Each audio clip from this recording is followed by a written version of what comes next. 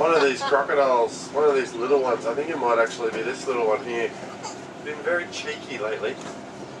She's been eyeing people off on the boat and then following them, and then I'll speed up and then she'll speed up.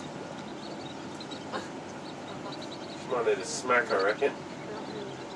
That's actually what they do. So, when rangers catch problem crocodiles, they'll trap them, pull them out, tag them, and number them, and then they just give them a nice big smack with a wooden oar, and that actually teaches them that humans can hurt them, and they tend to leave the boats alone after that. It works really well.